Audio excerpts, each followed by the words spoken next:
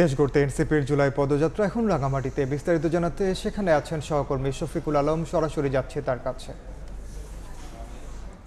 এই মুহূর্তে কিন্তু যে জাতীয় নাগরিক পার্টির যে পথসভা সেটি শেষ হয়েছে এবং শেষে কিন্তু নাহিদ ইসলাম এবং যারা কেন্দ্রীয় নেতারা আছেন তারা একটি বহুতল ভবনে তারা গিয়েছেন এবং কিছুক্ষণ আগে ঠিক এখন থেকে ঠিক 1.5 ঘন্টা আগে কিন্তু বনরূপা যেখানে আছে এখানে নেতা কর্মীরা এসে জড়ো হয়েছেন। তবে এর আগে সদর থেকে কিন্তু পদযাত্রা শুরু হয়েছিল, সেখানে স্লোগানে মুখরিত করে রেখেছেন।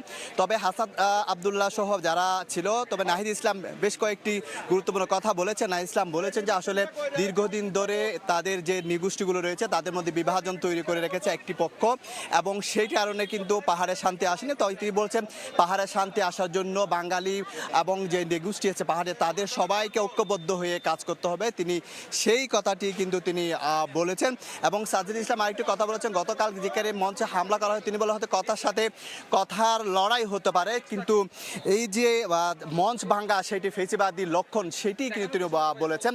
তো যে সকালবেলা আমরা জানি সকালে যে চট্টগ্রামের যে ছোটল সৈকত থেকে কিন্তু পদযাত্রা তারা শুরু করেছিলেন, পরবর্তীতে এসে যে সদর সেখান থেকে তারা এসে এবং তাদেরকে উত্তরীয় পরিয়ে দিয়েছে এখানে এনসিপি নেতাকর্মীরা।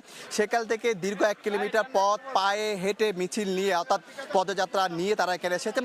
আমরা জানিয়ে রাখি এটি দেশ গড়ার জন্য এবং জুলাইয়ের যে সনদ সেটি বাস্তবায়ন, পাশাপাশি মানুষের জন আকাঙ্ক্ষা জানার জন্য লক্ষ্যে এই জুলাই পদযাত্রা সেটি মাসব্যাপী হচ্ছে। এবং গতকালকে তারা পার্বত্য জেলা বান্ধবানে গিয়েছিলেন এবং সেখান থেকে চট্টগ্রামে এসেছে, আজকে এখানে এসেছেন। এখান থেকে গিয়ে আবার চট্টগ্রামে যে বিভিন্ন যে এলাকা রয়েছে চট্টগ্রামের শহর নগরী এলাকাকে তারা পদযাত্রা করবেন। তো এই ছিল আমার কাছে চট্টগ্রাম বা পার্বত্য জেলা রাঙামাটি থেকে এনসিপির যে জুলাই পদযাত্রা বের করা হয়েছে সেটির সর্বশেষ তথ্য।